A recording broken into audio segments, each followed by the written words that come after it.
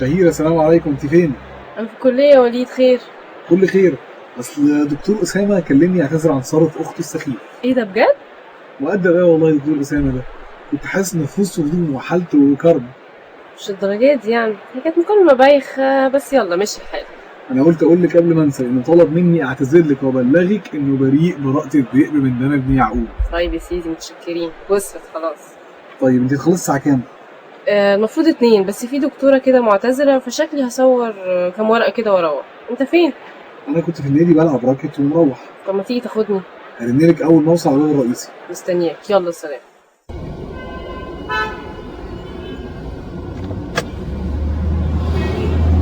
اهلا شوشو.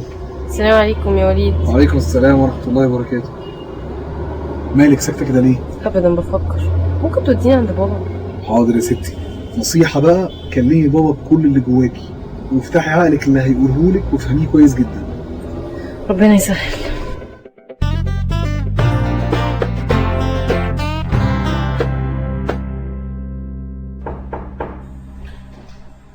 اهلا اهلا اهلا، وانا بقول مكتبي المتواضع منور كده ليه؟ اهلا يا بابا، ازي حضرتك؟ الحمد لله يا بنتي، وانتي اخبارك ايه؟ خلصت بدري كده وقلت افوت على حضرتك ونروح سوا. ياه، هي الجيزه نقلوها بين الجامعه والمهندسين. ماشي يا شوشو. بابا كنت عاوزه اتكلم مع حضرتك. ايوه يا ستي اتفضلي. ده بخصوص اسامه طبعا. ايوه بص يا بابا، انا هحكي لك من الاول. لما جه عندنا يكشف على رجل ماما حسيت كده زي ما قلت لحضرتك انه قديم يعني. مش عارفه، بس كنت مش متحمسه حتى للكلام معاه. طيب وفي اختلاف بعد كده؟ لا مفيش طبعا، انا مشفتوش بعدها وانا بستخير، لكن مش عارفه اتخذ قرار. شهيره يا بنتي، لازم تعرفي ان قرار قبوله حاليا هو عباره عن قبول فكره مشروع الارتباط بيه. يعني مش ارتباط لسه. انا عارفه طبعا يا بابا، بس في النهايه اهو نوع من الارتباط هيخليه يقعد معايا ويكلمني. طيب انتي تميلي ليه اكتر؟ ولا حاجه، ما انا لو عندي اي اتجاه كنت قلت لحضرتك ومشيت فيه مع الاستخاره. يعني نقول له لا؟ لا ليه؟ ما انا ما عنديش اي سبب اقول لا. طيب بشويش كده وواحده واحده قولي لي، ايه اللي مخلي حماسك فاتر كده ومش عارفه تتخذي قرار؟ انه مختلف يا بابا، طريقة كلامه واسلوبه واضح كده ان عيلته حتى كمان مختلفة. ده كلام ماما وده منطق اعوج. مش كله زي ما حضرتك متصور. واعوج ليه بس يا بابا؟ انا مش عاوز يجي يوم عليا اكون محرجة منه او من اهله او ما اقدرش اجمعهم معاكم، او ان اولادي لما يشوفوهم يعني يحسوا بالفرق، وده طبعا هيأثر عليهم. ما اعتقدش ان الفرق بالسوق ده. اهله متعلمين وانت عارفه انهم هيسوروا الحال بدرجه كبيره جدا. يا بابا المسألة مش فلوس وعين، انا مش عارفة اقول لك ازاي. طيب يا حبيبتي، تعالي نحط ميزاته في ناحيه وعيوبه في ناحيه تانية. ميزاته اكتر يا بابا طبعا، ما انا عارفة. طموح، متفوق، على خلق، متدين، ميسور، وسيم، بس في المقابل انه مختلف، وطبعا انا معرفش عيوبه. والقرار العقلي يقول ايه يا ترى يا بنتي يا ست العاقلين؟ يعني اقبل مبدئيا واديله فرصه وادي نفسي كمان. طيب فين المشكله يا شهيره؟ في حاجه جواكي؟ ما كانش نفسي جوازتي تبقى كده، كان نفسي الموضوع يبقى سلس زي جوازة ايمان، كل حاجه منسجمه وبسيطه. اولا ده رزق ربنا لعباده ومحدش يقدر يتحكم فيه. ثانيا، من امتى بنقارن نفسنا بحد؟ ومن امتى ما بنقولش الحمد لله على المكتوب لنا؟ مش قصدي يا بابا والله. طيب اصبري شويه. اخر حاجه، انا حاسس من كلامك انك اميل للموافقه لولا خوفك من حكايه الاختلاف دي، صح يا شهيره؟ هو خوفي مش في محله يا بابا. لا يا شهيره، مش في محله يا بنتي. ازاي بس؟ الفرق اللي يعمل خوف هو الفرق اللي يهدد او يلغي قوامة الرجل في بيته. تفتكري لو اتجوزت اسامة هتكون القوامة لمين؟ فكري. مفيش حاجة تخليه اقل منك او غيركم في ايديك، بالعكس مستقبله العلمي والمهني يخلي المسألة تمشي في اتجاهه هو. تفتكر يا بابا؟ افتكر يا شهيرة. وانا هتصل بيه يوم السبت زي ما وعدت وهبلغه قبولك المبدئي، وخدي وقتك معاه. يا اما تكسري خوفك ويبقى الف مبروك، او خلاص الموضوع ينتهي ببساطة ولطف. اللي تشوفه يا بابا. اللي تشوفه دي يعني موافقة ولا مش مقتنعة؟ لا بالعكس، انا مقتنعه وارتحت جدا للفكره. انت فعلا معاك حق، ربنا يستر بقى. سيبيها على الله وكله هيبقى كويس ان شاء الله يا بابا.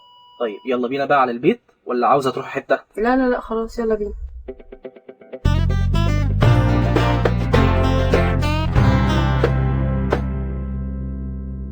يا عم على الحلاوه والجمال. بس يا ولد بطل غلاسه، انت مش عندك تمرين؟ الله، ده انا بتوزع بقى كده يا شوشو. بس يا ابراهيم من فضلك اعمل اللي انت عاوزه وابعد عني. الله، ايه ده؟ انا قلت حاجه؟ مالك قافشه كده ليه؟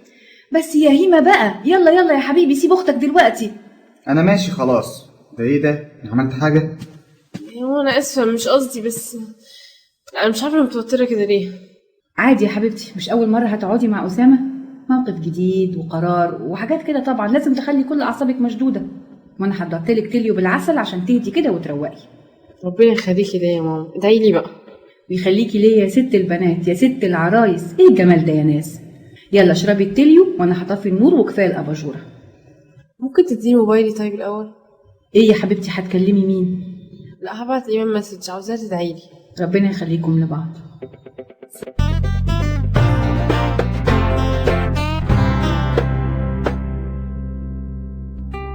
السلام عليكم.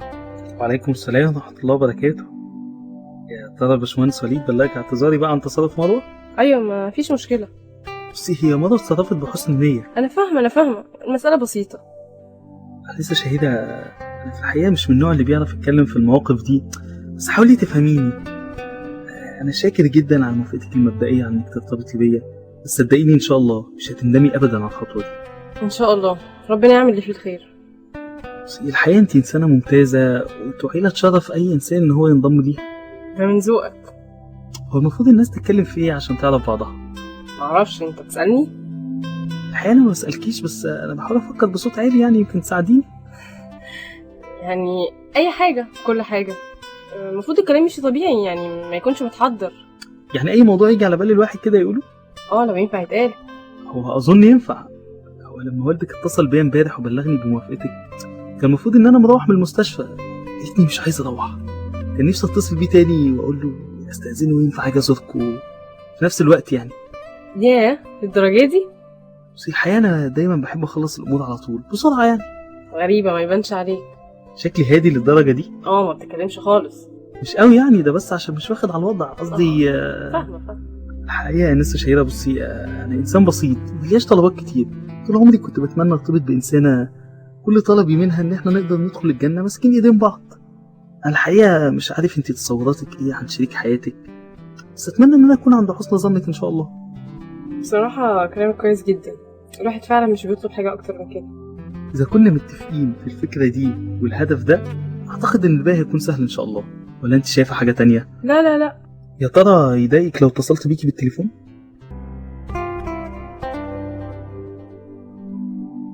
استأذن بابا. هو الموضوع بس إن هيبقى صعب عليا الزيارات عشان ظروف شغلي أنت عارفة. انا فاهمه انا عارفه ان انت نبطش يوم او يوم لا، صح؟ أيوة، وجمعة كل 15 يوم. ياه دي حاجه صعبه قوي. بصي لما تسمعيها كده هتقولي صعبة، بس الواحد عشان جوه الصورة مش شايفها صعبة. الواحد ساعات بينسى نفسه وما يرجعش حتى من غير نبطشية. شغلنا بصي فيه شيء من المتعة، فن ما يحسش بيها غير اللي شغاله. متهيألي فعلا شيء جميل ان الواحد يبقى رايح كده للجراح تعبان ومش قادر، وبعدين بعد العمليه يخرج كده زي الحصان. انا افتكرت صح، عمتي كانت مره كده مش عارفه في حاجه في بطنها وجعاها، وبعدين راحت عملت عمليه كده وكانت بالمنظار، ودلوقتي الحمد لله بقت كويسه جدا. ما هو بقى عشان كده بقولك ان الواحد ما بيتضايقش من كتر النبطشيات. اساتذتنا بيقولوا ان دي احلى ايام العمر. بس اشمعنى اخترت الجراح؟ بصي حاجات كتير. انا اساسا بطبعي احب اخلص، وتقديراتي كانت تسمح بكده، وكنت بتفرج على الاي ار وكانوا عاجبني قوي. انت بتتفرج على اي ار عشان طبي؟ لا انا طبعا ما عنديش وقت كتير للتلفزيون، بس انا بحب الحاجات البوليسيه والتحقيقات، المواضيع الحيويه اللي هي فيها حركه كده. وانتي ايه؟ انا بحب الحاجات دي قوي. يا ساتر على الحلقات اللي تفضل قاعده شهر يقول لها كلمه وتقول له كلمه وفي الاخر يطلع عايز معلقه يعني. هو مفيش حد يستلف معلقه؟ خير ما تضحكوني معاكم. اصلي بقول له على مسلسلات الصابون اللي تروحي وتيجي وتلاقيهم واقفين في نفس الحته. زي الجميله والجريء دي اللي لا فيها حد جريء ولا حد جميل، لا سخافه ومواضيع تافهه. اصل شبيت تشبيه دمه خفيف بس عشان كده ضحكت. شوشو دمها خفيف جدا، بس اخف دم واحد في البيت وليد. ماشي يا ماما. صحيح هو مش موجود؟ كان نفسي اسلم عليه. لا الحقيقه خرج من بدري، زمانه جاي. مش احنا بقينا 10 برضو؟ الا ربع يا ماما. انا اتاخرت قوي، الواحد ما حسش بالوقت. طيب استاذن انا بقى. شرفت يا دكتور. السلام عليكم. وعليكم السلام ورحمه الله وبركاته.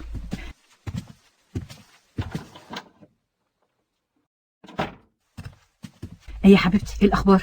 معقول يا ماما، الطف كتير مما كنت متخيله، بس لسه برضو. خدي وقتك ان شاء الله. تصبحي على خير يا ماما.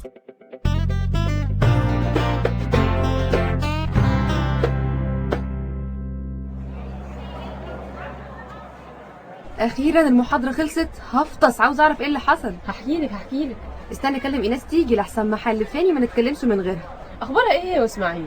كان عندنا امبارح، مش عارفه بقى هتيجي تساليها. السلام عليكم يا بنات. ايه الاخبار يا شوش؟ اهلا يا نيسي، وعليكم السلام ورحمه الله وبركاته. قولي لي انت ايه الاخبار الاول؟ سيبك مني دلوقتي. ها قولي اسامه طلع ايه بقى؟ تعالوا نقعد بس بدل ما احنا واقفين.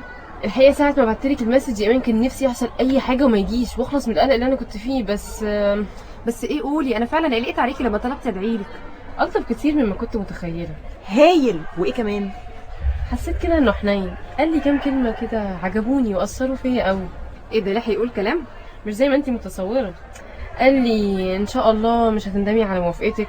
ما شاء الله، فعلا كلمه حلوه قوي، فيها كده قوه وثقه وامان. وقال كمان ان هو بيحلم يتجوز واحده يدخلوا الجنه ماسكين ايدين بعض. يا سلام، ده ايه العواطف دي كلها؟ هو بقى ده الكلام الرومانتيكي؟ بلاش تريقه. هو ايه اخبار اسماعيل؟ شكلي هيسك على الموضوع قريب قوي. ليه؟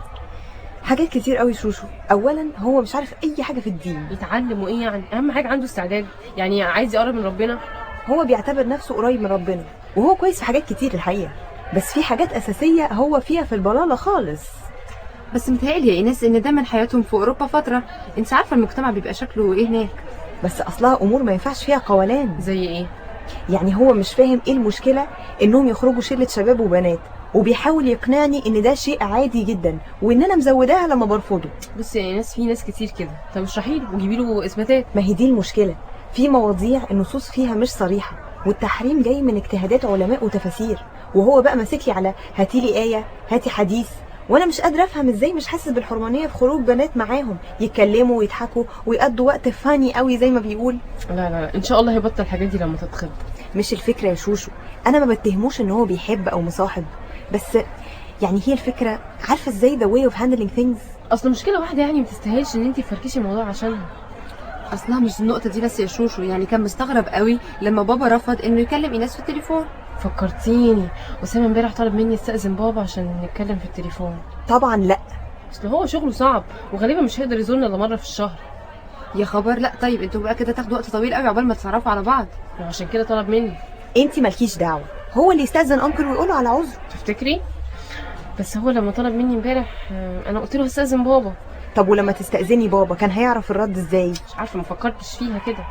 الله، يظهر ان المساله داخله في انسجام من النوع الممتاز. بطلي تهريج، انا اول مره اكلمه امبارح. وايه يعني، القبول مش محتاج سنه ولا حاجه، دي كيمياء يا بنتي. ما انكرش ان الوضع احسن بكتير مما كنت متصوره، بس طبعا لسه. اصل انا مشكلتي مش هو، مشكلتي الاختلاف اللي ما بيننا. طب هو كان لابس حلو؟ ادي انتي بتشوفيه لتاني مره.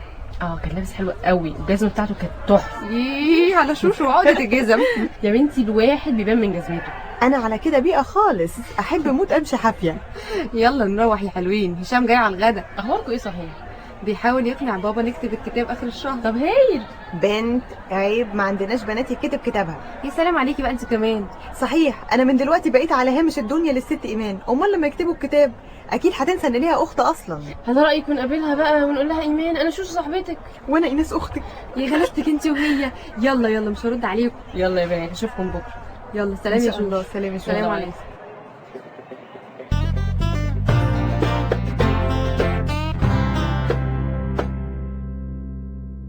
الو، ايوه يا بابا. ازيك يا بنتي؟ اسامه اتصل بيا يستاذن ويكلمك في التليفون عشان ظروف شغله. هو قال لي امبارح. انا سمحت له يتكلم زي زيارات بالظبط، يعني مره في الاسبوع. طيب يا بابا. انا عارف يا بنتي انك عاقله، عيب التليفون انه بيسمح بالجرأه اللي مش موجوده وجها لوجه. عارفه يا بابا. وبالتالي لازم تكون له ضوابط، وانت الوحيده اللي في ايدك الضوابط دي. ما تخافش يا بابا، انا بنتك برضه. طبعا، وست البنات كمان يا حبيبتي، بدينك واخلاقك. خلاص يا حبيبتي؟ خلاص يا بابا. هو اصله طلب مني ان انا اللي ابلغك ان سمحت بالمكالمات. انسان راقي قوي اسامه ده. فعلا يا بابا. ربنا يوفقكم ويسعدكم.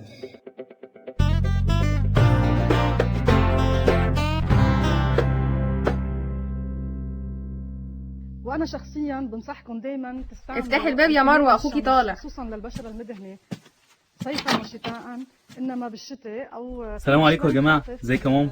وعليكم السلام يا عريس. اهلا يا دكتور، اهلا. تعالى هنا، ما تاخدنيش في دوكه. هنروح نشوف عروستك امتى؟ يا امي لسه شويه، انا اول مره ازورهم واتعرف عليهم امبارح. لسه شويه ليه بقى؟ مش هنشوفها يا ابني ونتعرف عليهم؟ ما هو ده هيحصل ان شاء الله يا ماما، بس لما نقرر ان شاء الله احنا مكملين سوا ولا لا. ايه الكلام الماسخ ده؟ هما مش وافقوا هي واهلها ولا ايه؟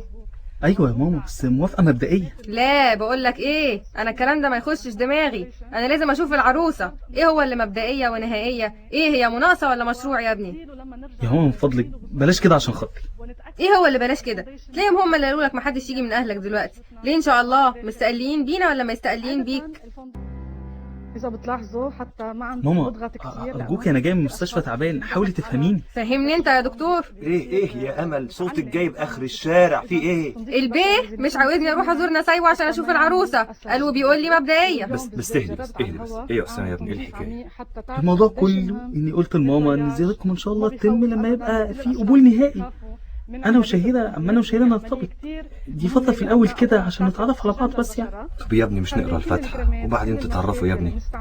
ما هو لازم يكون عندنا استعداد يا بابا لقرايه الفاتحه. اقرا فاتحه لواحده ما اعرفهاش. لا نقراها وتعرفوا. يا بابا الفاتحه دي خطوبه، ارتباط يعني، واحنا لسه ما وصلناش للمرحله دي. ايه يا ابني الكلكعه دي بس؟ ما يا ابني طول عمرنا الناس بتتخطب وتتجوز، ما سمعناش عن النظام ده يا ابني قبل كده. شفت بقى، قلتش انا حاجه؟ هم اللي مش عايزين طبعا يشوفونا، قالوا يقابلونا ليه؟ ما كفايه عليهم البيت دكتور. لا حول ولا قوه الا بالله. بصي يا امي، شوفي يا بابا، انا شفت واحده وسالت عنها فلقيتها مناسبه، عشان اقدر اتجوزها لازم اعرفها، لان محدش بيتجوز مجهول، تبقى جوازه فاشله حتى لو تمت. طب اتعرف عليها ازاي؟ وهي الناس بتتعرف ازاي؟ اهم بيتكلموا وبيتقابلوا. وهي في كليه ايه؟ اعلام. طيب ما تعدي عليها في الجامعه ولا حاجه بدل الزيارات والرسميات دي. لا حول ولا قوه الا بالله. حاضر يا ماما. انت بتاخدني على قد عقلي ولا ايه؟ مش عاجبك كلامي يا دكتور؟ لا انت مهما حصل ابني ما تفتكرش انك كبرت عليا. يا امل اهدي بس، بيقول لك استاذنهم علشان لسه هيتعرف عليه، يبقى يقابلها يعني في الشارع وفي الجامعه ازاي بس؟ زي الناس. سمر بنت فريده جارتنا كل يوم رايحه جايه مع خطيبها، ايشي سينما وشي غدا وشي عشاء. انا استاذنكم بس انام دلوقتي عشان جاي تعبان. تعالى هنا، ما خلصتش كلامي. يا امل سيبيه يا امل دلوقتي بس، تعالي كده وروقي دمك. والله شكلي كده دمي مش هيروق ابدا من عمايل الدكتور اسامه.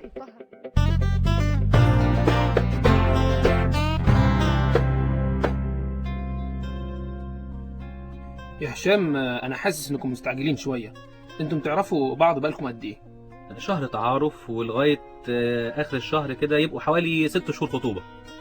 يا هشام البنت عندها امتحانات. صدقني يا عمي انا خايف على مستقبلها جدا، اوعدك ده مش هيعطلها خالص. ازاي بس يا هشام؟ انت عاوز تكتب الكتاب بسرعه كده ليه يا هشام؟ لان انا وايمان وصلنا لمرحله من التوافق والتفاهم تخلينا نقدر نتجوز اول ما الظروف تسمح. ازاي يعني؟ حكمت ازاي؟ ده مش حكم يا باشا، دي مشاعر وقناعات. مش قصدي انت قاعد لي على واحده، قصدي عرفتوا ازاي انكم متفقين ومنسجمين؟ انا فاهم قصدك يا اسماعيل. اصل اسماعيل طلب يعملوا خطوبه، وانا قلت له ان مفيش اي خطوه رسميه او اعلان عن الارتباط الا لما يوصلوا لمرحله من الاتفاق والتعارف تكون مقبوله. بالظبط، احنا عملنا كده فعلا انا وايمان.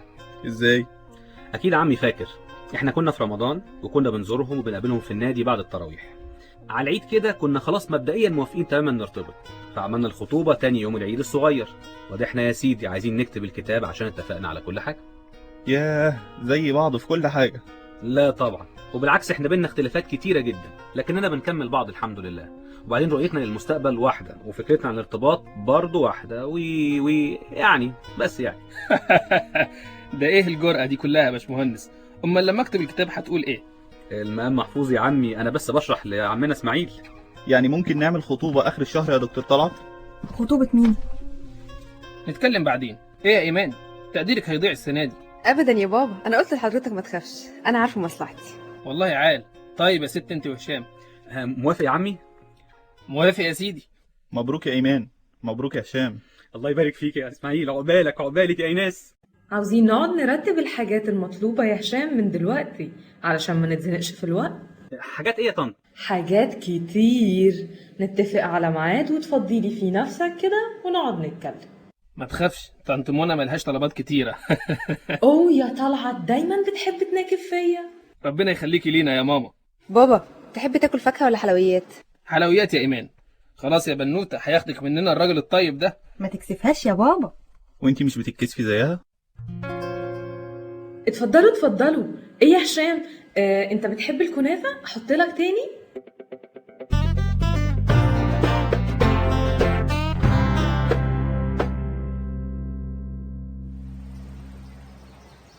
اخبارك ايه؟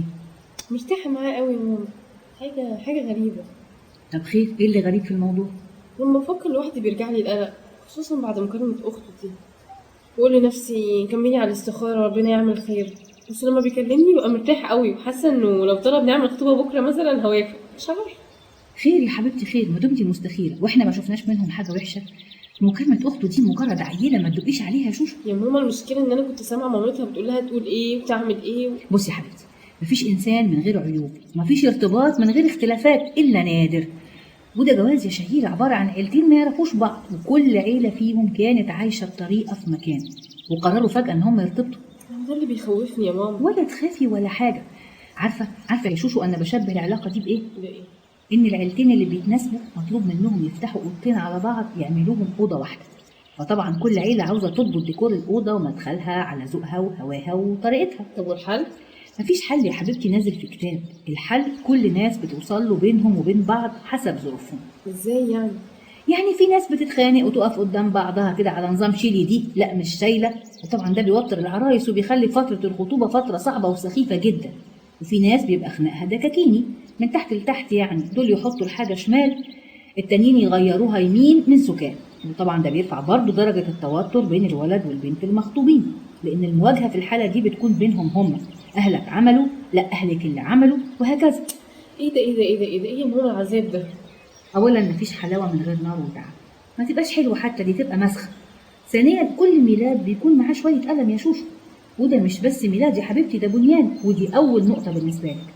لو ربنا سبحانه وتعالى كان مديكي راحه مع اسامه وكان هو الخير بالنسبه لك، يبقى لازم تفهمي الكلام ده علشان اولا ما تتفاجئيش بيه، ثانيا تتصرفي معاه بعقل وهدوء. ازاي يا ماما انت لسه بتقولي عن مشاكل البنيان والألم وكلام كده يوجع البطن؟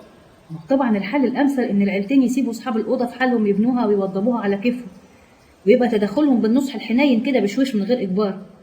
لكن برضو من ناحيه تانية ممكن فرع منهم يحتسب عند ربنا ويبقى عاقل ويفوت الحاجات اللي ممكن تفوت. ازاي يا امي ازاي؟ يعني افوت لهم يتحكموا في حياتي ودي تبقى بدايه ولا جواز؟ ما ينفعش يا امي خالص. انا ما قلتش كده يا حبيبتي، انا بقول ان مش كل حاجه الناس تقف عندها، دي حتى تبقى هيافه في حدود معلوماتي ان بنتي مش هايفه.